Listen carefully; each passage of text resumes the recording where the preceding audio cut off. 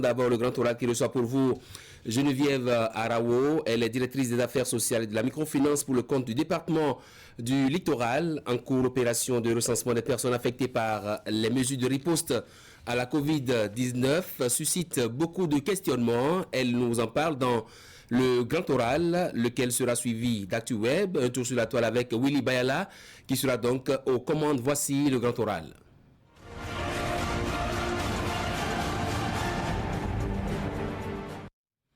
Elle est déjà confortablement assise. Bonsoir Madame Arawo, bienvenue sur ce plateau. Une habitude de ce plateau, du grand oral surtout. On a déjà parlé de beaucoup de choses oui, concernant le ministère de l'Affaires sociales. Vous en faites beaucoup là pour le pays. Bon, c'est notre mission. Oui. Merci. D'accord. Alors, il y a une opération de recensement qui a commencé depuis le 25 avril dernier. Qui sont les personnes concernées par cette opération-là et pourquoi une telle opération? Merci beaucoup, messieurs les journalistes. L'opération de recensement de certains corps de métier impactés par les décisions du gouvernement dans le cadre de la lutte contre la propagation du coronavirus au Bénin. Donc, cette opération concerne essentiellement les tenanciers de bars, de maquis, de restaurants et de discothèques. Ça concerne également les artisans de soins corporels. Donc, vous voyez les esthéticiens, esthéticiennes, les coiffeurs et coiffeuses, tous ceux et celles qui font le travail d'onglerie. Donc, vous voyez tout ce qui entre dans les soins corporels. Donc, cette catégorie de corps de métier est concernée. Et il y a depuis hier, nous communiquons sur la possibilité pour d'autres catégories de pouvoir s'enregistrer parce que nous avons recensé au niveau des centres de promotion sociale, au niveau des directions départementales, dès qu'on a lancé cette opération, qu'il y a certains corps de métier qui viennent et qui expriment le besoin de se faire recenser. Le point a été fait à notre autorité, Madame le ministre des Affaires sociales et de la microfinance.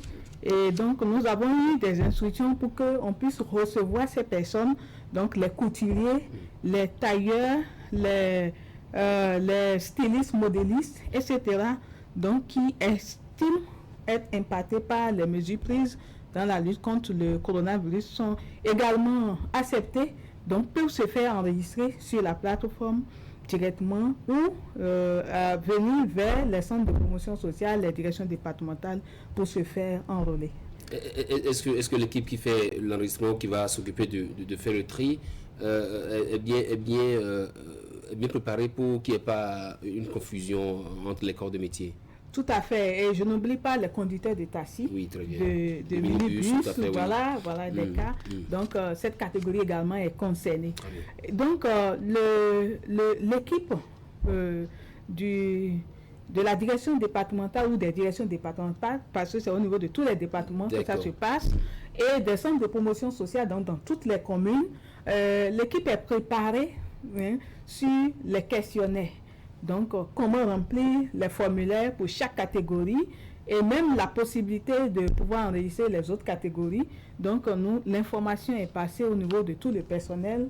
Donc, il n'y a pas du tout de souci à accompagner. Il n'y a pas de confusion possible. Non, il n'y a pas de confusion. Donc, chaque personne arrive et cette personne est accompagnée pour pouvoir se faire enrôler sur la plateforme. C'est ce que nous faisons. Pour cette opération, l'option a été faite de procéder par l'inscription en ligne. Pourquoi ce choix? Alors, l'inscription en ligne, c'est pour que le traitement des données soit rapide. Parce que donc, au fur et à mesure que l'inscription se fait, le traitement se fait, au niveau central, donc au niveau du cabinet de Madame le ministre, il y a une équipe sur place qui travaille aussi simultanément pendant que nous-mêmes on est en train de travailler sur le terrain. Donc quand vous vous inscrivez en ligne, c'est que directement sur la plateforme, on a accès aux informations et donc le traitement sera plus rapide. Cependant, si vous avez des difficultés, justement, ceux qui ne sont jamais connectés ou ceux qui n'arrivent pas à se retrouver.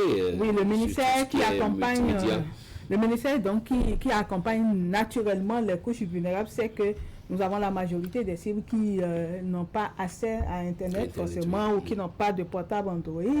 Et donc, c'est pour cela que la possibilité de remplir le formulaire, d'aller vers les centres de promotion sociale. Donc, nous en avons 85 au Bénin. Donc, la couverture est large au niveau sur toute l'étendue du territoire. Alors, donc, cette possibilité, au cas où vous avez des difficultés à vous faire enregistrer en ligne, est offerte. Mais il s'agit juste pour vous de vous déplacer, d'aller vers les centres de promotion sociale ou les directions départementales. Donc, au niveau des 12 départements du Bénin, vous pouvez faire ces déplacements et vous avez une équipe sur place qui vous accompagne systématiquement. Donc, il n'y a pas de souci. Le processus de recensement, ça se poursuit en ce moment, ça finit quand? Le délai prescrit, c'est le mardi 5 mai. 5 mai. C'est pour cela que l'autorité a donné des instructions pour que le 1er mai, qu'on puisse travailler. On a travaillé le 1er mai. Malgré le fait que la journée soit chômée. La journée chômée, mais nous avons travaillé au niveau du ministère pour pouvoir accompagner les personnes qui désirent se faire enregistrer. Nous avons travaillé également le samedi et le dimanche. C'est en tenant compte du délai que Madame le ministre a donné des instructions pour que nos services soient disponibles tout le week-end. Pour que les jours chômés soient travaillés. Dites-nous, est-ce que vous avez senti pour le compte du littoral l'engouement de ces corps de métier-là? Bien entendu, il y a vraiment un engouement au niveau de ces corps de métier. Les gens se déplacent massivement pour aller vers les centres de promotion sociale, soit pour déposer les formulaires déjà remplis. Et il revient donc à notre équipe sur place de pouvoir intégrer ces données sur la plateforme. Il y a d'autres qui viennent aussi, juste pour qu'on les aide à le faire. Donc, il y a d'engouement et nous pensons que les gens sont vraiment informés, ils se déplacent, sont intéressés par l'opération. Donc, voilà le constat fait sur les Nous avons laissé le gros lot pour la fin, le gros morceau pour la fin. Oui, le recensement sera fait, Madame Arao. Oui. Mais ce sera quoi la suite? Alors, ce sera quoi la suite? Oui, c'est le gouvernement qui a décidé de faire le répertoire à travers le ministère des Affaires sociales et de la microfinance, de faire le répertoire de toutes ces personnes concernées par l'opération, donc impactées directement par les mesures prises par le gouvernement. Donc, il reviendra au gouvernement d'apprécier. Quand nous allons finir l'opération, il reviendra au gouvernement d'apprécier. Les données seront d'abord traitées au niveau du ministère et le répertoire sera rendu disponible pour exploitation. Donc, la décision revient encore au gouvernement de voir qu'est-ce qui est possible. Est-ce qu'on peut espérer un accompagnement financier? Est-ce qu'on peut accompagner pour tout au moins amoindrir les effets de cette crise sanitaire-là? Qu'est-ce qui est prévu? Vous êtes dans le secret, vous savez très bien que nous avons affaire à un gouvernement qui prend une décision après une belle analyse. Donc, nous n'allons pas nous précipiter pour dire, voilà, que ceci sera fait. Non, nous laissons le soin au gouvernement d'apprécier d'abord les données que nous allons mettre à sa disposition et de pouvoir prendre la décision la plus appropriée pour accompagner les cibles. Est-ce que, comme la ministre de tutelle le disait la fois dernière, est-ce que vous voulez faire autrement le social? Mais moi, je peux dire qu'avec le gouvernement en place, nous faisons déjà autrement le social. Bien entendu, il faut continuer par réfléchir pour améliorer ce qui se fait.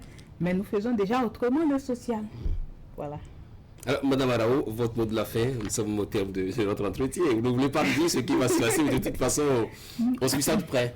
Non, je vous remercie, monsieur le journaliste.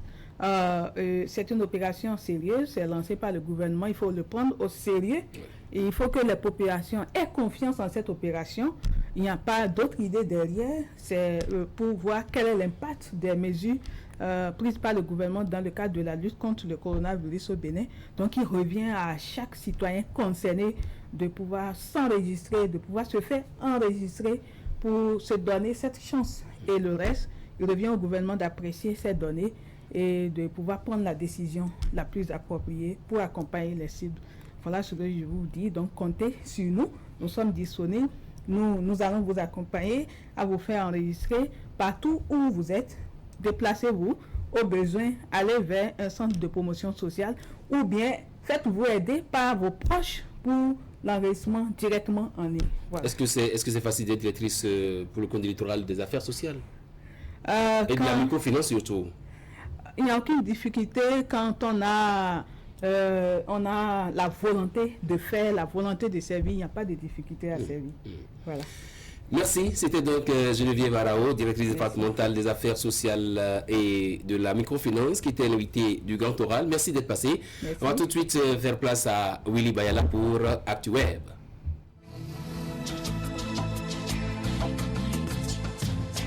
Vous aimez la qualité, vous exigez la finesse pour tous vos travaux en impression, flyers, affiches, dépliants, brochures, calendriers, facturiers, faire-part, carte de mariage, carte de visite et vos travaux en sérigraphie. Une seule adresse, l'imprimerie du groupe de presse Fraternité qui vous propose des prix défiant toute concurrence.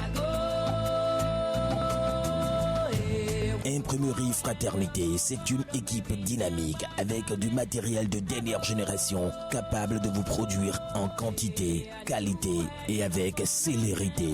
Imprimerie Fraternité, nous sommes situés à Ménotin dans l'avant de la station Sonacop. Contact 97 60 79 34 95 34 10 47. À l'imprimerie du groupe de presse Fraternité, la qualité est garantie.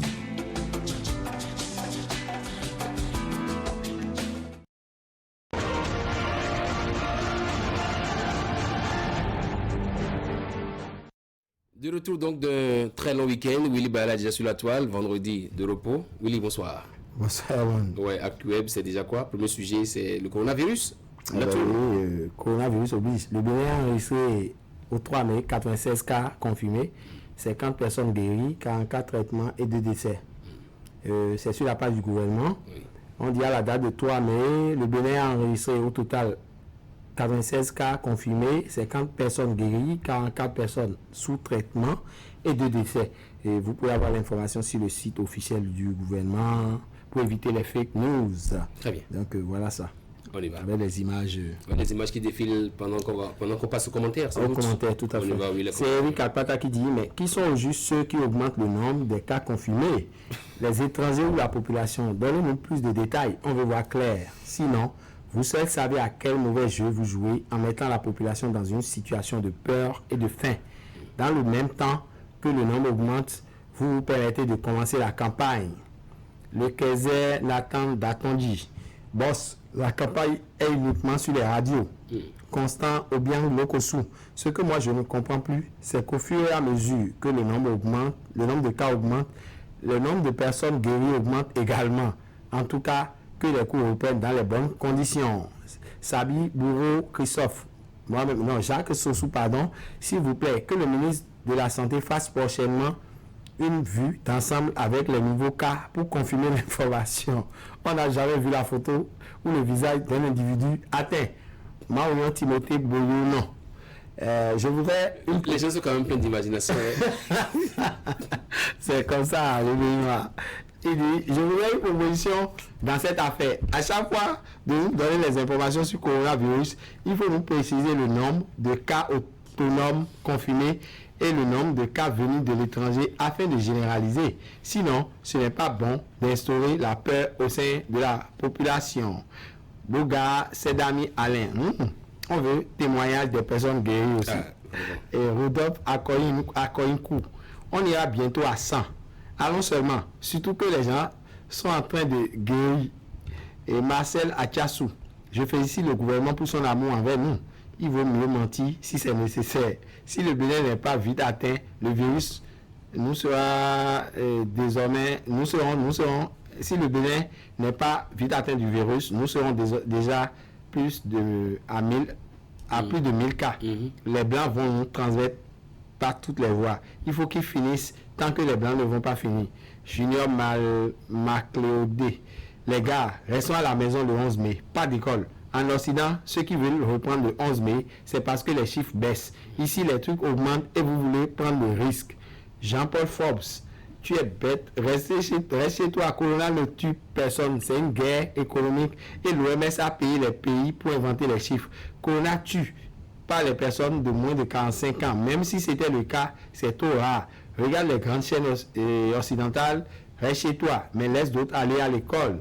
Le Kaiser Nathan Datondi. Campagne uniquement médiatisée. pas sur le terrain pour regrouper une masse de personnes. Eric Akpata et le vote, on le fera aussi à la radio. Nathan Datonji, hors sujet, je ne suis pas intervenu sur le vote. Tu as parlé de campagne et j'ai répondu à ça. Le reste, demande au gouvernement. Très bien. Sujet numéro 2, il s'agit de ces mesures sociales prises par le gouvernement, recensement des personnes exerçant des activités et qui sont impactées par les mesures de riposte à la COVID-19. Tout à fait. C'est toujours dans le cas du coronavirus, justement, parce que certaines personnes sont dans un domaine d'activité où aujourd'hui ils sont vraiment impactés par la crise. Les effets vraiment ça crie trop, ça pleure et tout. Donc je crois que le gouvernement, à travers le ministère des Affaires sociales, a pris une option pour aller accompagner ces gens de personnes et tout. Et c'est recensement des personnes exerçant dans des métiers impactés par le COVID-19. Le gouvernement du Bénin a lancé la première phase d'un recensement pour mesurer l'impact social du COVID-19 dans certains métiers.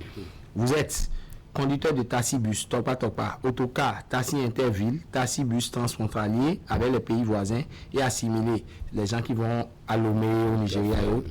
Assistant chauffeur, par exemple, tenancier, employé de bar, restaurant, maquis, discothèque, artisan de tout type. Enregistrez-vous gratuitement et en quelques minutes. Il y a le lien qui est là. Tout à fait. Rappelez-nous ça déjà. C'est le www.gouv. Parce que la campagne finit demain. C'est le 5 que ça finit. Oui, c'est demain. Donc nous sommes dans les derniers délais pratiquement. C'est le www.bj coronavirus social. Donc il suffit juste d'aller sur Google, de mettre l'adresse et ça vous sort. Vous aviez le questionnaire que vous remplissez. C'est simple, hein, c'est tellement basique. Vous remplissez, ça vous donne d'autres questions. Vous essayez de répondre. Vous avez vos pièces à jour et le tout est joué. Voilà. Très bien. Voilà. Donc, quelques commentaires. Oui, quelques commentaires. Il y a Adek Mendy Ahmed qui dit: pensez-vous que tous ces artisans disposent de carte d'identité nationale et donc d'autres pièces mentionnées obligatoires? Moi, personnellement, j'ai pris l'initiative d'aider quelques-uns à se faire enregistrer sur le site car beaucoup sont des analphabètes. Hubin Séminacmont qu'il a dit avancé et c'est forcé sur le site qu'on va faire l'enregistrement. Pourquoi pas dans les arrondissements et le village, et village par village? Pourquoi j'ai dit cela? Moi, je suis dans un village où tout le monde ne se connaît même pas. Il y a beaucoup d'associations des artisans dans les villages. Mon très cher gouvernement, pardon, et faites un peu l'éclaircissement sur ce recensement pour nous, les villageois, ou informer les présidents de chaque association, surtout les collectifs de communes. Moi, je suis Azeb, maître photographe, caméraman. Nimrod Mayala. C'est une très bonne initiative, mais vous avez oublié que ce n'est pas tout le monde qui a un portable Android pour s'enregistrer au lieu que vous avez mis sur votre publication. Optez pour une chose simple qui va faciliter à nos frères, papa, oncles qui conduisent des taxis moto, quelqu'un d'avoir un accès au recensement. Dakin Aigbe, oui, c'est salutaire cette initiative, mais ce ne sont pas ces couches seules qui sont impactées. Les enseignants des écoles privées ne sont pas épargnés. Le gouvernement doit penser aussi à ses employés. Chacun prêche pour son église. Tout à fait, je suis d'accord. Il y a effectivement ce matin un secrétaire général d'une centrale qui a parlé de ça pour des établissements privés. Et je suis d'accord. Merci pour l'initiative. Ça, c'est Ronis Fahimou. Je voudrais savoir à quelle étape sommes-nous dans l'opération de dissolution des souches dans le cadre du RAVIP. Très bien. On va passer au troisième sujet numéro 3 qui interpelle les hommes des médias, harcèlement, trafic d'influence, chantage, menaces, viol dans nos administrations. Et c'est Angela Pédia, journaliste à l'OA TV, qui ouvre la boîte de Pandore et en parle. Tout à fait. C'est dans un post sur sa page Facebook que Angela a dit ce qu'il ne faut pas dire. Et elle dit ceci: j'ai failli. Non, je l'ai fait, mais je reviens encore plus forte. Ça m'a arrangé toute la journée, puis j'ai décidé de mettre les pieds dans les plats. Tant pis. Une fête, 10 styles de travail, alors même que le travail dans mon milieu est totalement décousu. Le harcèlement sexuel en milieu de travail, même à mon âge, a encore droit de citer avec des humiliations de tout genre, y compris la baisse de l'estime de soi. Et ça, du plus haut, vers les petits chefs de bas étage que sont les rédacteurs en chef et sous-chef. Et dire qu'il y a des femmes parmi nous qui se laissent faire. Viol, harcèlement moral et sexuel, j'en ai marre. Dites-moi comment on célèbre le 1er mai dans une maison où la religion de tous est devenu le silence dans la frustration. Interrogation, et sans doute qu'il y a eu des commentaires, non? Et il y a eu beaucoup de commentaires. On va lire quelques-uns sur ce plateau. Voilà, il y a Ivano Avele qui dit: j'admire beaucoup ton courage, Dieu pourvoira. Mon CD, adios. Vraiment, ton courage sauvera dans les tout prochains jours la femme en milieu professionnel. Quel courage! Le gouvernement, place et chef de l'État, l'homme pragmatique, la première dame, toutes les grandes institutions, vous êtes interpellés. Venez au secours des femmes. Jérôme Bénédicte Noati, Angela, bravo pour ton courage. Le président de la République ainsi que la justice doivent s'emparer de cette affaire. Vos souffrances ne resteront pas silencieuses. Et Pélène Cazotti, si tu pouvais citer quelques noms de ces coureurs de jupons, on ne va plus cotiser pour leur... Et Danus Osset, foutaise. Quand tu mangeais ta chose avant, et à qui tu es venu dire ça? Maintenant que l'autre go te pique ton pointeur, tu trouves maintenant à dire qu'à l'ORTB, il y a harcèlement sexuel. La jalousie de la femme est terrible, quoi. Tu ferais mieux de te calmer et la laisser goûter un peu aussi. Ce n'est pas toi seul qui va tout manger. Et Léchidia de Souza. Courage à toutes mes sœurs qui ont dû subir cela et pensée spéciale à celles qui ont dû abandonner leur boulot ou même leurs études pour cette raison. Tiens bon, Angela. Et Coche Rondéon. Comme toutes les fois, on aura encore droit au silence machiavélique de chef de famille. J'espère de tout cœur que ces victimes n'auront pas droit, une fois encore, à vous allez souffrir, mais vous ne pourrez rien faire. Errance Tordinou, merci madame pour votre courage, espérant que les femmes puissent désormais être mieux considérées dans le monde du travail et dans la société en général. Et pour finir, Toanou Serge Hanou, courage à toutes ces femmes qui sont victimes de ce fléau. Toutes les femmes doivent la soutenir. Très bien. Merci beaucoup à vous, Willy Bara. C'était donc ActuWeb. Vous avez fait un tour sur la toile, oui. Et je voulais placer un petit mot par rapport à cette histoire de harcèlement. On va aller très vite. Vous permettez, on va y aller. Et je voudrais demander à tous les responsables, à divers niveaux, que ce soit la justice, que ce soit les responsables au niveau administratif, parce que ce n'est pas gai, ce n'est pas beau pour l'image de notre pays.